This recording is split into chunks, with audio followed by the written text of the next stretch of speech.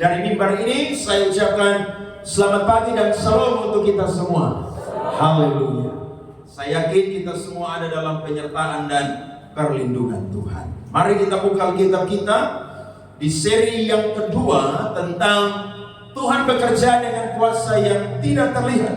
Dan pagi ini saya akan bicara di serial kedua dengan judul Tuhan memberi pemulihan. Mazmur 126 ayat yang pertama sampai ayat yang ketiga. Pengharapan di tengah-tengah penderitaan. Nyanyian siara.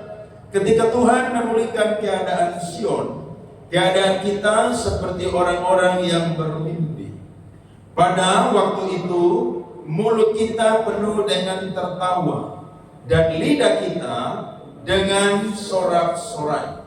Pada waktu itu berkatalah orang di antara bangsa-bangsa, Tuhan telah melakukan perkara besar kepada orang-orang ini. Sama-sama keras, Tuhan telah melakukan perkara besar kepada kita, maka kita bersuka cita. Beri tepuk tangan untuk pembacaan firman Tuhan ini.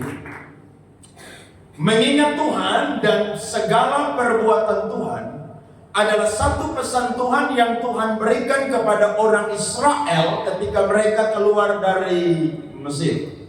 Ada banyak ayat-ayat saudara, tapi saya coba munculkan satu ayat saja untuk kita bisa baca dan saudara bisa perhatikan di screen yang ada di depan. Ulangan pasal 8 ayat 14. Mari kita lihat firman ini dan baca bersama-sama. Jangan engkau tinggi hati sehingga engkau melupakan Tuhan Allahmu yang membawa engkau keluar dari tanah Mesir, dari rumah perbudakan. Saudara-saudara, Mazmur ini adalah Mazmur yang bertemakan nyanyian siara.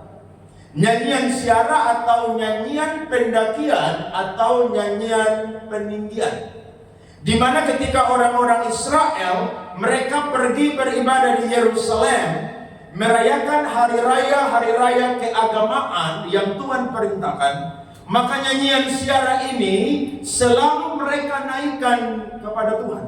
Dan kurang lebih ada 15 nyanyian siara yang dicatat di dalam kitab Mazmur. Dan ini adalah nyanyian siara nomor ke-7 yang saya dan saudara baca dan renungkan pada pagi hari ini. Di mana isi daripada nyanyian siara ini ayat 1 sampai ayat yang ketiga menuliskan bagaimana keadaan orang Israel dipulihkan oleh Tuhan. Alkitab berkata, ketika Tuhan memulihkan keadaan Sion, maka keadaan Sion atau keadaan kita seperti orang-orang yang bermimpi. Dipercaya bahwa Mazmur ini saudara ditulis oleh seorang imam atau ahli kitab yang bernama Ezra.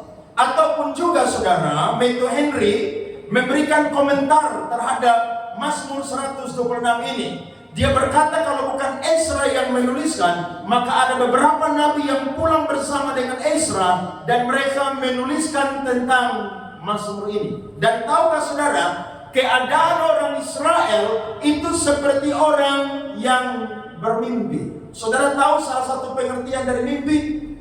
Mimpi bukan cuma pesan Tuhan yang ada dalam perjanjian lama, tapi mimpi pun juga adalah bunga tidur. Kita seringkali bermimpi, dan apa yang kita mimpikan kadang-kadang tidak terjadi sesuai dengan kenyataan. Nah, pengertian salah satu dari mimpi adalah bunga tidur. Orang Israel ketika mereka ada di pembuangan saudara, bagi mereka mustahil sekali untuk mereka bisa pulang ke negeri mereka. Karena mereka sudah dibuang di Babel 70 tahun. Mereka dibentuk di Babel. Bahasa-bahasa Babel mereka pelajari, budaya-budaya Babel mereka pelajari. Bagi mereka saudara-saudara, mustahil mereka bisa pulang ke negeri mereka. Tetapi ingat, Israel adalah bangsa pilihannya Tuhan. Sehingga Tuhan membuang mereka di Babel bukan karena Tuhan jahat kepada mereka, tapi Tuhan ingin membentuk mereka. Tuhan ingin mendaur ulang mereka supaya di Babel mereka sadar bahwa mereka harus kembali kepada perintah-perintah Tuhan yang Alkitabiah. Nah, di tengah situasi ini ada firman-firman Tuhan yang Tuhan sampaikan kepada mereka lewat para nabi. Kita cek satu demi satu. Saudara perhatikan Yesaya 44 ayat 28. Ada di screen, saya sudah siapkan untuk saudara-saudara. Yesaya 44 ayat 28. Mari kita baca firman ini bersama-sama 23. Akulah yang berkata tentang Kores, dia gembalaku, segala kehendakku akan digenapinya, dengan mengatakan tentang Yerusalem, baiklah ia dibangun, dan tentang bait suci, baiklah diletakkan dasarnya. Yesaya tampil sebelum Israel dibuang di pembuangan. Dia tampil tahun 700-an. Sedangkan orang Israel dibuang di pembuangan ada 3 tahap. Tahun 608, tahun 598, dan tahun 586. Sebelum mereka dibuang, Tuhan sudah menyampaikan firman bahwa mereka akan dibentuk di Babel. Tetapi tepat pada waktunya juga Tuhan akan bawa pulang kembali mereka. Ayat yang kedua, Yeremia 25 ayat 11 sampai ayat 12. Kita baca firman Tuhan ini. Yeremia pasal 25 ayat 11 sampai ayat 12. Maka seluruh negeri ini akan menjadi reruntuhan dan ketandusan, dan bangsa-bangsa ini akan menjadi hamba kepada Raja Babel. Berapa tahun saudara? 70 tahun lamanya.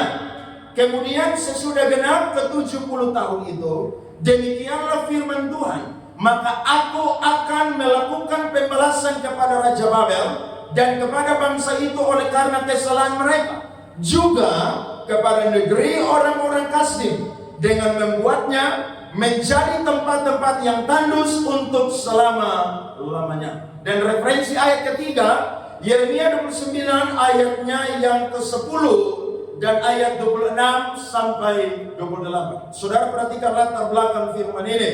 Yeremia 29 ayat 10. Sebab beginilah firman Tuhan, apabila telah genap 70 tahun bagi Babel, barulah aku memperhatikan kamu. Aku akan menepati janjiku itu kepadamu dengan mengembalikan kamu ke tempat ini. Ayat 26, 27 dan 28. Perhatikan.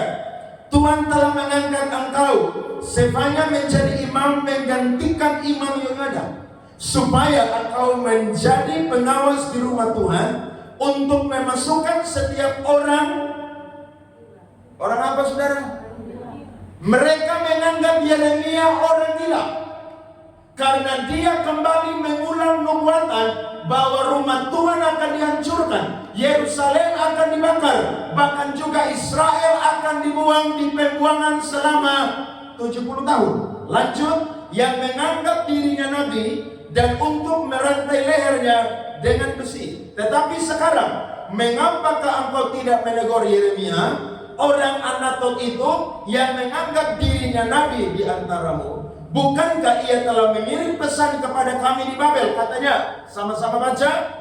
Pembuanganmu masih lama, dirikanlah rumah untuk kamu diami, buatlah kebun untuk kamu nikmati hasilnya. Dari referensi firman ini, kesimpulannya adalah mereka tidak percaya mereka itu akan lama di Babel. Bahkan kesimpulan yang kedua adalah mereka tidak percaya bahwa mereka akan pulang kembali ke negeri mereka. Karena bangsa yang paling berkuasa adalah Babel pada waktu itu. Tetapi saudara perhatikan, kalau Tuhan mau memulihkan keadaan kita, segala yang mustahil bagi kita menjadi tidak mustahil bagi Tuhan. Amin. Ketika Tuhan memulihkan keadaan kita, tiba-tiba saudara udah melek aja. Loh, kok keadaan saya sudah seperti begini? Itu yang saya khotbahkan minggu lalu. kalau Tuhan bekerja, itu selalu tahap demi tahap. Dan tidak terlihat oleh mata jasmani saya dan saudara. Bahkan pemikiran kita yang sempit tidak bisa menjangkau karya Allah yang luar biasa. Mereka tidak percaya mereka akan pulang dari pembuangan. Mereka menganggap bahwa mereka pasti akan mati di sana, binasa di sana, saudara. Bahkan Alkitab berkata, kecapi mereka digantung di pohon gandarusa. Mereka tidak bisa memuji Tuhan karena mereka, saudara, ada di bawah perhambaan bangsa Babel. Tetapi sekali lagi saya mau berkata, saya dan saudara dan orang Israel adalah umat pilihan Tuhan. Kalau Tuhan bekerja, saudara, itu akan ada waktu yang terbaik bagi saya dan saudara. Dan ketika Tuhan menggenapi firman, tahun 539, kerajaan Babel dikalahkan oleh kerajaan Media Persia. Di bawah pemerintahan daripada Raja Kores. Dan tahun 538, Kores lewat pesan dari Tuhan memerintahkan kepada dia untuk menyuruh semua orang Yahudi, orang Yehuda, pulang kembali ke negeri mereka untuk membangun negeri mereka, membangun bait Allah, membangun tembok, meletakkan kembali dasar bait suci. Saudara-saudara, Tuhan kalau berfirman itu ya dan amin. Hanya kadang-kadang bagi saya dan saudara maunya cepat-cepat. Kita kalau udah doa, udah tunggu 1 tahun, 2 tahun, 3 tahun, kayaknya lama sekali. Makanya banyak orang yang tidak berakar dengan firman, ketika dia berdoa, berharap di tengah-tengah penderitaan dia, pergumulan dia mudah sekali tinggalkan Yesus dan pergi cari dukun, cari orang pintar. Karena bagi dia mustahil apa yang Tuhan firmankan. Saya mau berkata, apa yang keluar dari mulut Allah tidak akan pernah kembali dengan sia-sia. Amin. Saudara masih percaya firman sampai pagi ini? Saya pegang firman Tuhan. Saya jadi pendeta, saya dapat nubuatan dari 3 pendeta. Yang pertama adalah pendeta almarhum David Cakra. Dia adalah gembala GBI Bethel yang ada di Bandung, cabang dari pendeta Niko Jotorharjo. Waktu saya ada di Proskuneo, selesai pendidikan musik di situ, dia doakan saya, dia tumpang tangan. Padahal cita-cita saya waktu itu adalah ingin jadi polisi. Tapi dia doa sama saya, Tuhan bilang begini, Tuhan pesankan kepada saya bahwa kamu akan jadi hamba Tuhan, melayani sampai bangsa-bangsa. Waktu saya dengar itu saya tidak paham. Karena memang saya tidak mau jadi pendeta. Saya paling musuh berat dengan pendeta, saudara. Dulu kalau pendeta khotbah di dalam gereja, tanya, Om Saleh, saya pasti akan keluar, tidak mau dengar pendeta khotbah. Tidak mau saya.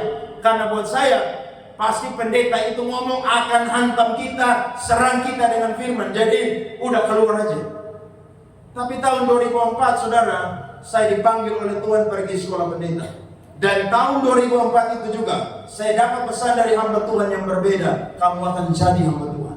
Dan tahun 2015 waktu saya pelayanan ke Seruibia, hamba Tuhan yang berbeda pun juga menubuatkan kepada saya, kamu akan jadi hamba Tuhan, melayani sampai bangsa-bangsa. Bagi saya mustahil. Tapi ingat, apa yang keluar dari mulut Allah tidak pernah sia-sia. Ada nubuatan yang bersifat lama penggenapannya, tapi juga ada nubuatan yang bersifat cepat penggenapannya. Saudara mau pilih yang mana? Yang cepat atau yang lambat? Hah? Saya yakin saudara pasti suka yang cepat. Karena kita semua suka makan makanan yang serba cepat. Saudara mau makan makanan cepat, pergilah ke tempat fast food. Saudara disajikan makanan yang serba cepat. Saudara lapar, tidak ada nasi, tidak ada beras, saudara pilih apa? Super mie untuk mengalas perut dengan cepat. Semua kita sukanya serba cepat. Tapi ingat, skenario-nya Allah tidak selalu cocok dengan maunya saya dan saudara. Karena kita harus memposisikan diri kita. Kita adalah bencana tanah liat dan Tuhan adalah penjunannya saya dan saudara. Ketika bencana itu dibentuk dan tidak nampak indah, maka bencana itu akan kembali dihancurkan dan terus dibentuk sampai bencana itu nampak indah dan mulia.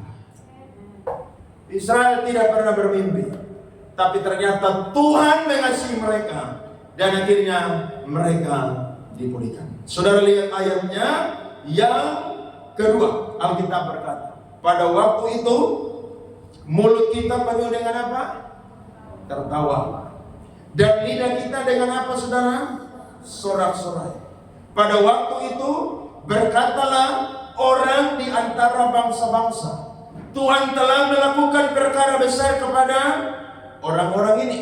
Tuhan telah melakukan perkara besar kepada kita, maka kita apa, saudara? Bersuka cita. Saudara perhatikan Mazmur 137 ayatnya yang ke-7. Lihat firman Tuhan ini. Saya sudah tampilkan di depan. Mazmur 137 ayat yang ke-7. Waktu Israel dibuang di Babel, terlalu banyak bangsa yang mengolok-olok mereka. Ayat 7 kita baca bersama-sama. 1, 2, 3. Ingatlah ya Tuhan kepada Bani Edom yang pada hari pemusnahan Yerusalem mengatakan apa? Runtuhkan, runtuhkan sampai ke dasarnya. Jadi waktu saya dan saudara mengalami pembentukan Tuhan, ada banyak orang tuh yang menertawakan saya dan saudara. Ada banyak orang yang menghina saya dan saudara. Ada banyak orang yang mengolok-olok saya dan saudara. Bahkan kalau saudara ceritakan hal yang baik pun juga, kadang-kadang dunia manusia akan mengolok-olok saudara. Saudara ingat Yusuf? Waktu dia menceritakan mimpinya, saudara-saudaranya bukan senang tapi olok dia. Mereka berkata, lihat si tukang mimpi itu. Bahkan ketika ayahnya menyuruh dia untuk mengantar makanan untuk kakak-kakaknya, waktu dia datang, mereka berkata, lihat si tukang mimpi itu sudah datang. Jadi tidak semua orang suka dengan segala visi dan misi kita. Bahkan saudara, ketika kita jatuh, manusia akan menertawakan kita. Itulah manusia. Kalau kita senang, mereka susah. Kalau kita susah, mereka senang.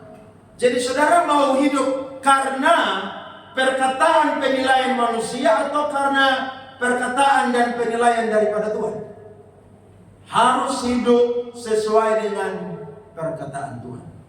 Waktu mereka pulang dari pembuangan, saudara, semua orang kaget. Karena bagi orang-orang yang ada di sekeliling Israel, mustahil mereka pulang kembali. Karena mereka sudah dibuang di Babel. Mereka ditawan di sana, saudara. Mereka diperbudak di sana. Tapi ingat, sekali lagi, Israel adalah bangsa pilihannya Tuhan. Kalau 430 tahun mereka pernah ada di Mesir dan Tuhan pernah keluarkan mereka, maka sekalipun mereka ada di Babel 70 tahun, Tuhan sanggup mengeluarkan mereka. Jadi apa yang terlalu sukar bagi Tuhan, saudara? Tidak ada. Amin? Tidak ada. Tidak ada. Kalau saya dan saudara mempelajari sifatnya Tuhan, ada dua sifat Tuhan. Yang pertama adalah sifat Tuhan yang dibagikan dan sifat Tuhan yang tidak dibagikan. Apa itu sifat Tuhan yang Tuhan bagikan? Contohnya adalah kasih, kekudusan.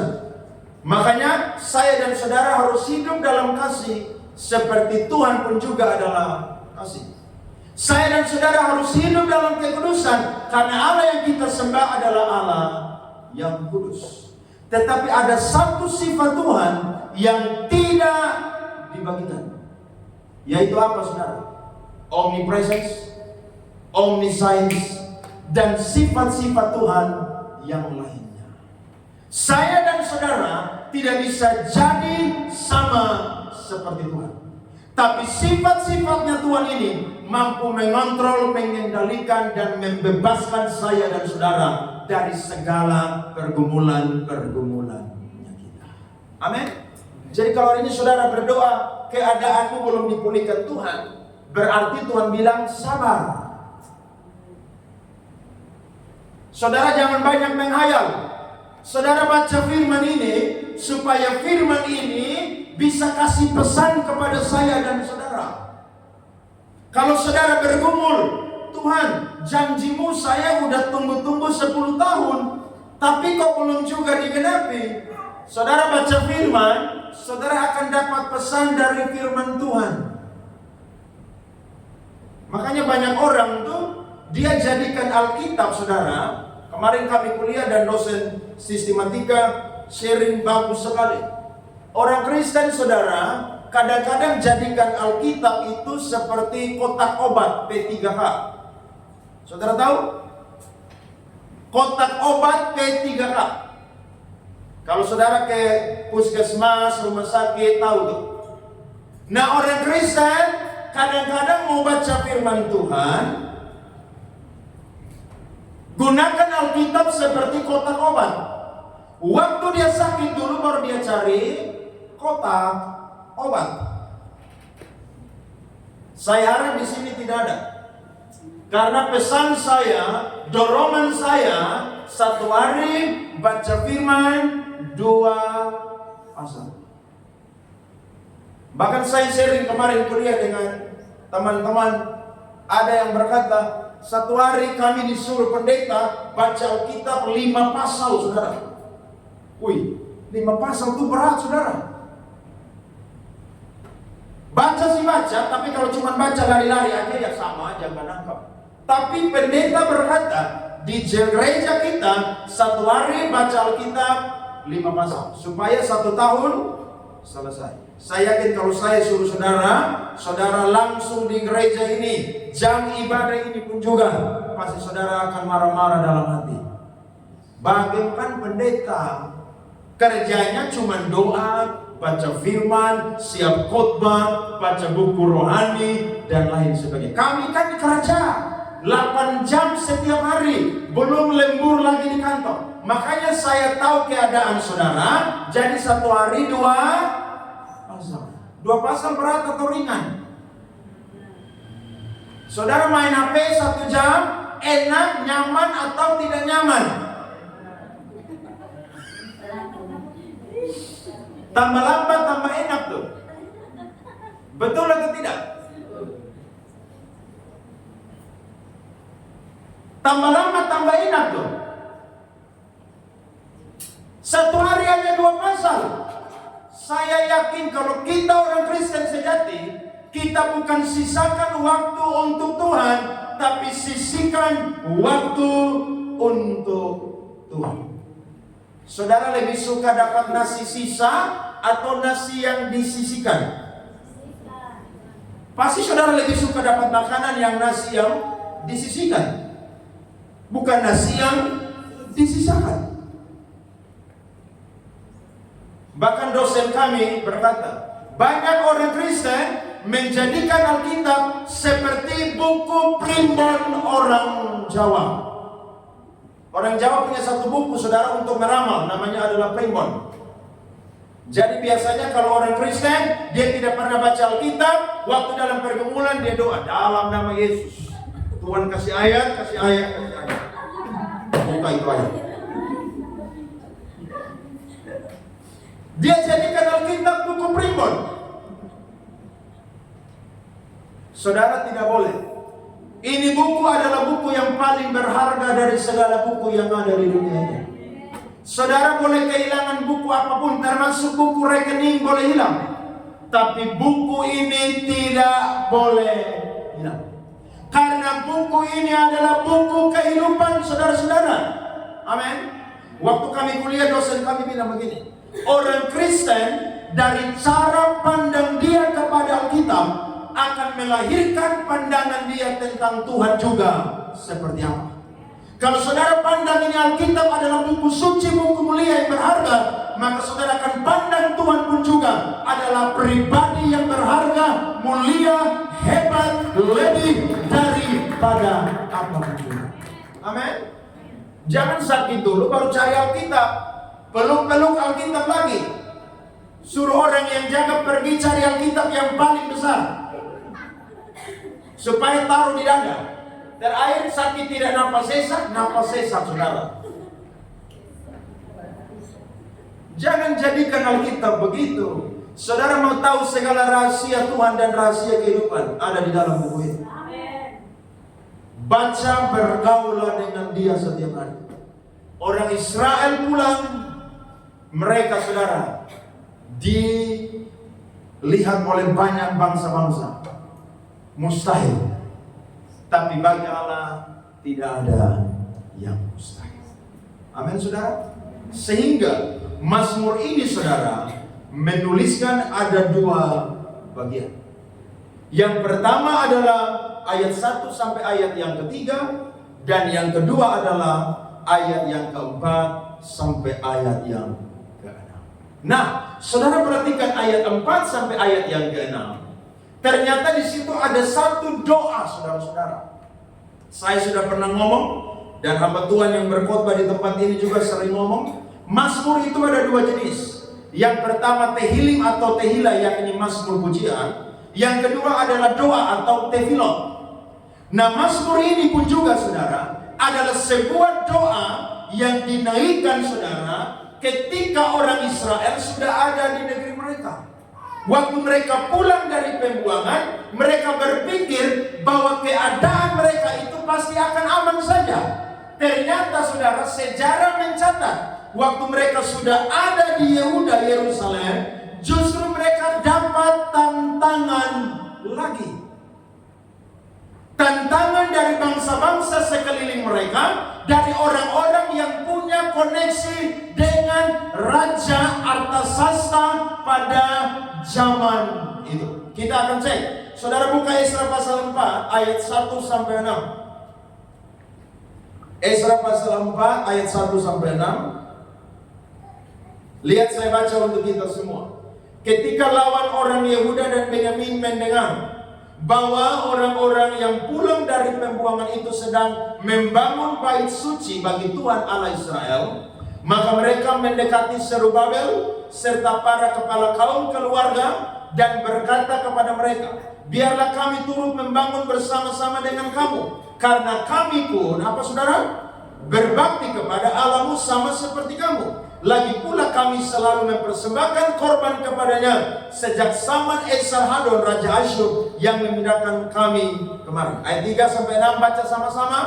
Tetapi Zerubabel, Yesua dan para kepala kaum keluarga orang Israel yang lain berkata kepada mereka, suara yang keras, bukanlah urusan kita bersama sehingga kamu dan kami membangun rumah bagi Allah kami. Karena kami sendirilah yang hendak membangun bagi Tuhan Allah Israel, seperti yang diperintahkan apa saudara? Kepada kami oleh Kores, Raja negeri Persia. 4. Maka penduduk negeri itu melemahkan semangat orang-orang Yehuda dan membuat mereka takut membangun. Bahkan selama zaman Kores, Raja negeri Persia, sampai zaman pemerintahan Darius, Raja negeri Persia, mereka menyogok para penasehat untuk melawan orang-orang Yehuda itu dan menggagalkan rancangan mereka. Ayat 6, pada zaman pemerintahan Asveros, pada permulaan pemerintahannya, mereka menulis surat tuduhan terhadap orang-orang yang telah menetap di Yehuda dan di Yerusalem. Bahkan saudara baca nanti Nehemia 4 ayat 1 sampai 5, mereka mengirim surat tuduhan kepada Raja Artasasta, pembesar-pembesar, supaya pembangunan bait Allah, pembangunan tembok saudara digagalkan. Dari firman ini kita belajar bahwa tantangan kehidupan saudara selalu datang silih berganti. Amin. Saudara percaya itu? Saya selalu ngomong, masalah tantangan itu datang seperti jelangkung. Datang tidak diundang, pulang tidak dihantar. Saudara iring Tuhan, masalah ini udah selesai, haleluya, bersuka cita, puji Tuhan. Tapi ketika kita lagi baik-baik, Tuhan kirim lagi masalah yang baru. Saudara pernah alami itu? Atau saudara tidak pernah alami masalah? Luar biasa berarti saudara ya. Berarti saudara tidak hidup di planet yang namanya bumi. Seorang penulis buku namanya Awe Tozer, dia pernah berkata, selama manusia ada di planet yang namanya bumi, manusia akan terus menghadapi pergumulan kehidupan. Amin. Kalau kita sudah dimasukkan dalam lubang kubur, baru masalah selesai. Tapi itu khusus untuk orang benar, masalah selesai. Tapi kalau untuk orang fasik, orang berdosa, masalah belum selesai. Karena akan ada penghakiman saudara. Kita tidak dihakimi, kita akan dapat upah, mahkota dari Tuhan. Jadi saudara jangan berpikir iring tua ini pasti jalannya tol. Sekarang saudara pergi ke Jawa aja, Jakarta, Surabaya, jalan tol aja macet. Jadi hidup ini siapa bilang enak-enak saja saudara? Saudara yang sehat-sehat tiba-tiba sakit. Kemarin saya khotbah di satu persekutuan doa, satu ibu kanker stadium 4 3B. Dan dia berkata, kanker itu membawa kebaikan bagi saya dan keluarga saya. Karena kami tidak pernah setia ibadah, tidak pernah berdoa, tidak pernah baca firman. Tapi lewat sakit kanker stadium 3B, kami rajin gereja hari ini. Makanya saya bilang kan, kalau lihat orang malas-malas cari Tuhan, gak usah marah-marah. Kalau ada jemaat di sini yang malas ibadah, saya tinggal lapor Tuhan saja. Jadi saudara tuh tiap hari saya lapor saudara di Tuhan. Tuhan, si dia ini malas-malas. Tuhan kasih dia masalah dong. Loh begitu. Supaya saudara cari Tuhan. Kalau manusia ada terus di zona nyaman saudara, itu berbahaya. Makanya ada satu virus sekarang saudara yang menyerang dunia. Namanya adalah self-confidence atau rasa percaya diri. Manusia menganggap bahwa dirinya yang paling hebat. Tidak perlu butuh siapapun, termasuk Tuhan pun juga tidak perlu butuh. Nah kalau saudara ada di situasi ini, keluar dari situasi ini. Karena ingat, apa yang ada di depan kita tidak bisa kita terka, bahkan kita duga. Keadaan baik-baik, tiba-tiba masalah. Keadaan lagi nyaman-nyaman, tiba-tiba hadapi pergumulan. Itulah juga yang dihadapi oleh orang Israel ketika mereka sudah ada di Yerusalem. Mereka berpikir ketika mereka sudah pulang dari pembuangan, aman-aman aja. Tapi ternyata waktu mereka ada di negeri mereka, tantangan juga datang buat mereka. Yakni apa saudara? Orang-orang yang ada di sekeliling mereka menghambat pembangunan kota bait Allah, bahkan juga tembok Yerusalem. Tapi untuk menyikapi situasi ini, pemazmur menuliskan ada solusi, ada cara yang saya dan saudara harus perbuat. Dan cara ini adalah cara yang tetap sama. Dahulu, kemarin, hari ini, bahkan sampai selama-lamanya. Kita baca bersama ayat yang kelima dan ayat yang keenam. Mazmur 126, ayat 5 dan ayat 6. 1, 2, 3. Orang-orang yang menabur dengan mencucurkan air mata akan menuai dengan bersorak-sorai. Orang yang berjalan maju dengan menangis sambil menabur apa saudara? Benih. Pasti pulang dengan sorak-sorai sambil membawa berkas-berkasnya. Kalau kita lihat ayat 4, itu ada doa yang dinaikkan oleh penulis Mazmur ini. Supaya orang Israel dengar, perhatikan dan belajar. Ketika dalam kesesakan, dalam penderitaan, pengharapan kita tidak boleh berhenti. Pengharapan kita saudara tidak boleh stop. tapi kita harus tetap menaikkan doa kepada Tuhan. Amin. Pulihkanlah keadaan kami seperti Engkau memulihkan tanah kering di tanah Negeb. Kalau saudara ingat tanah Negeb, Abraham pernah ada di negeri tanah Negeb. Waktu kekeringan terjadi, saudara, dia pindah ke Mesir. Nah, pemazmur mengajak, kalau saya dan saudara lagi dalam keadaan kesesakan, pergumulan, tantangan hidup, berjalan dengan Tuhan, mengalami banyak hal yang tidak enak, maka solusinya adalah berdoa kepada Tuhan. Amin. Bahkan saya dan saudara berdoa bukan cuma sekadar berdoa, tapi Matthew Henry menafsirkan ayat ini. Dia berkata, berdoa dengan mencucurkan air mata sampai kiribat saya dan saudara itu penuh. Amin. Jadi bukan cuma doa biasa-biasa selesai, tidak. Doa sampai kiribat saya dan saudara itu apa? Penuh. Makanya waktu kita doa, saudara, sungguh-sungguh air mata kita tumpah di lantai. Itu bukan tumpah di lantai, itu Tuhan tampung di kiribat Tuhan tuh. Jadi kalau kita berdoa hari ini masih main-main, suam-suam kuku, saudara belajar firman pagi hari ini, ada pesan rohani yang kuat bagi saya dan saudara. Ketika dalam penderitaan, Tuhan akan memulihkan keadaan kita ketika kita berdoa dengan mencucurkan air mata. Amin. Jadi bukan cuma sekadar doa tutup mata selesai. Bukan seperti doa makan dan selesai, tidak. Saudara harus doa sampai sesuatu terjadi.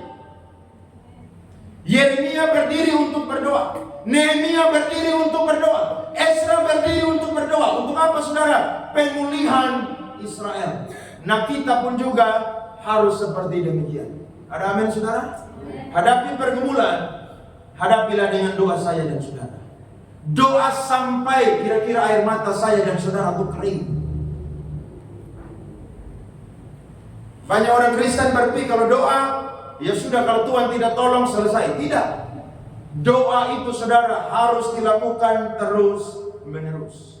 Karena pemazmur mengibaratkan doa yang sungguh-sungguh itu sama seperti menabur apa, saudara? Benih. Kalau saudara nabur benih, yang saudara tunggu adalah apa? Pertumbuhan dan hasil yang ada. Nah, kalau kita doa hari ini pun juga, saudara, yang kita tunggu adalah jawaban doa. Saudara mau berdoa? Mau doa dengan mencucurkan air mata? Mau maju sambil menabur benih dengan air mata, saudara? Ingat, hanya orang yang menabur sajalah yang akan menuai. Saudara tidak menabur, tidak akan menuai. Tidak pernah. Jadi saudara jangan berkata, sudah, nanti Bapak Gembala yang khotbah buat saya, pasti jawaban-jawaban doa Tuhan akan berikan bagi saya. Siapa bilang? Ingat, iman tidak selalu diwakili oleh hamba Tuhan. Tapi iman saudara membutuhkan iman saya dan saudara yang langsung terkonek, terlibat dengan Tuhan. Dalam pergumulan, dalam penderitaan, pesan Tuhan pagi hari ini adalah berdoa dengan mencucurkan air mata.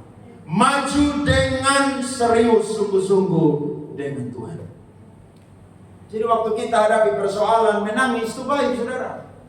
Bahkan para ahli psikolog, ahli medis berkata, kalau orang dalam penderitaan menangis itu, saudara, memuaskan jiwa yang tersiksa. Siapa bilang menangis tidak baik? Coba saya tanya ibu-ibu, bapak-bapak yang anaknya baru keluar dari perut. Kalau bayi tidak menangis, itu bahaya. Anaknya Ibu Nadia, Bapak Ariana tuh, waktu dilahirkan kan tidak menangis. Kakak Ariana telepon saya, Om Regen, nangis, bantu doa. Kenapa? Anaknya tidak bisa nangis. Saya langsung doa dari handphone, dalam nama Yesus, nangislah engkau hari ini, saat ini juga. Habis doa langsung nangis, saudara. Waktu dia bertumbuh, dia sakit kena paru-paru, karena orang yang jaga waktu itu merokok. Hampir tiap hari tanya, saya pergi doakan di rumah sakit Siloam. Ibu Nadia, Bapak Ari belum gereja waktu itu, hanya mereka.